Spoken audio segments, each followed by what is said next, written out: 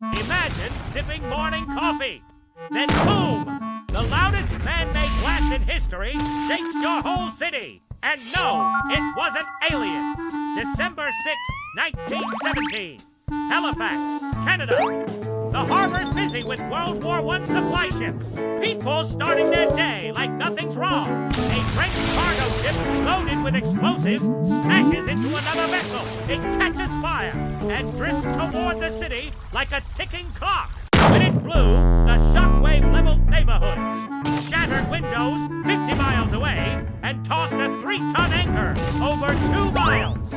Over 1,600 lives gone, thousands injured, all thanks to the worst morning traffic jam in maritime history. The blast wasn't the end of Halifax's nightmare. The shockwave decided to cosplay as a tsunami racing toward shore. Entire neighborhoods already in ruins. Now got an icy seawater makeover. Meanwhile, fires auditioned to be the main event. Wooden houses went up like cheap matchsticks at a bad BBQ. Rescuers rushed in from nearby towns. They found survivors playing extreme hide-and-seek under the debris. Railway dispatcher Vince Coleman refused to clock out. He spammed the telegraph to stop incoming trains. His last message saved hundreds of strangers, but he unlocked the self-sacrifice achievement. In minutes, Halifax went from bustling port to a frosty wasteland that looked like a snow globe from hell. Halifax looked like a giant toddler had dumped out the world's angriest toy box. Random debris landed so far away, it started getting its own mail. A horse was found standing calmly on a roof as if it had always lived there. Nobody knew how it got up, and the horse wasn't telling. Rescue boats dodged floating pianos, barrels, and half a kitchen. The harbor looked like a yard sale hosted by Poseidon. People made stretchers out of doors, sleds, and anything flat enough.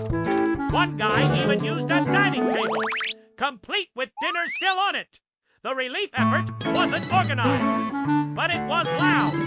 Imagine 500 people all yelling over here at the same time. Snow buried what the explosion hadn't flattened. Halifax basically rage quit the weather for the rest of the year. Survivors burned anything for heat. Wood, furniture, even bad wedding gifts. Somewhere, an ugly chair finally fulfilled its destiny. Food was so scarce, folks traded soup recipes like top-secret documents. Half the recipes started with, first, find a soup. People turned cratered streets into sled runs, because when life gives you a blast zone, you make it a playground. Halifax nights were darker than a ship's hold at midnight, which was perfect for telling ghost stories about the explosion you just survived. The city's first rebuild plan was literally just start somewhere, which explains the post office being next to a chicken coop. People lived in tents, shacks, and anything with a roofish line. One guy just stretched a tarp over a piano and called it home. Blacksmiths forged tools from the wreckage. Somewhere out there, a hammer used to be someone's mailbox. Halifax streets slowly came back to life, even if life meant 3 chickens, a goat, and 1 very lost cow. Locals swore the city would be stronger than before, mostly because it couldn't possibly get weirder. The disaster became a lesson in safety and bad timing, and a reminder not to park a floating bomb in rush hour traffic. Halifax rebuilt, but never forgot. Every year, they send Boston a giant Christmas tree as thanks, because nothing says thanks for saving us, like a tree that barely fits your living